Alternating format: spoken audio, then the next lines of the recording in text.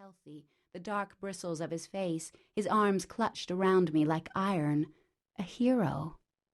On the subway, I lay across 3 seats, my head on his thigh, as the train hurtled faster and faster away from that lonely gym. When we came to our stop, my father vaulted up the stairs with me to the street, running up to our building. He pulled off my shoes in the elevator. In the apartment, he ran with me until he practically threw me into my bed. The clock radio read 11:59.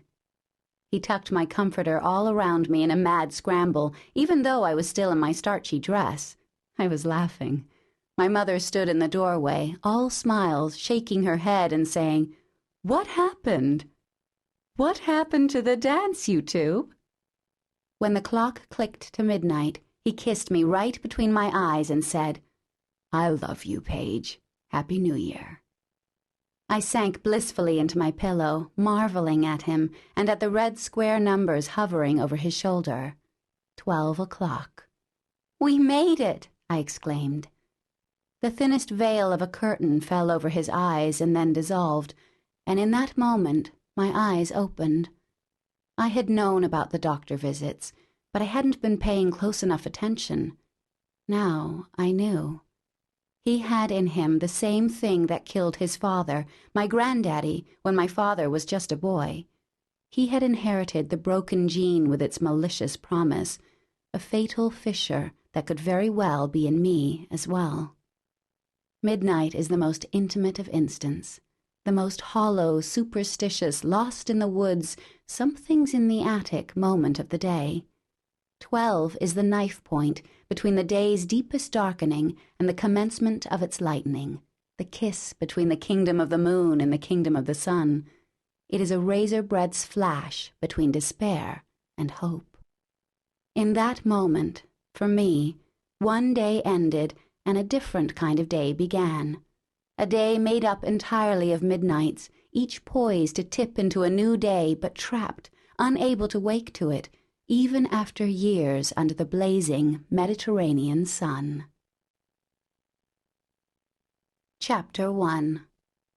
There is no blemish on the glow which surrounds you like a metal shield. But what good is a shield if the hurt is inside? O Lord, let his heart break and begin to heal, rather than this perpetual and terrible swell. The Scroll of Anatot, Chapter 4, verses 42 to 47. I always wake before sunrise, at least 2 hours before any of my 3 housemates. I sit up in bed and stretch, kick off my covers. The polished limestone floor is cold, sending a shiver from my feet all the way up my spine, and it delights me. The light sifting through the window is soft and inviting, as if the house floats inside a lavender cloud. I pull on shorts, a tank top, and slide my white bandana over my hair. I lather my face, arms, legs with sun lotion. The air has the chill of white wine. I've seen sun lamps for people with seasonal depression, so that in the long, dark winters when their sadness peaks, they can replicate bright days and feel healed. I'd rather retire to a room with a gentle moon lamp, whirring metal fan and dewy humidifier. I pull on my socks, my sneakers. I patter down the hall. The door to our supervisor, Norris's suite, is ajar. He always sleeps with it a little open, as if tempting someone to come in. I can see his jeans and belt hanging over the back of his desk chair as I pass by. A picture of Mickey and Orna on their wedding day hangs on their closed door. In the picture, Mickey is wearing a light brown suit and lopsided bow tie that looks like they and the groom had just arrived in Israel off a boat from Russia, which isn't too far from the truth.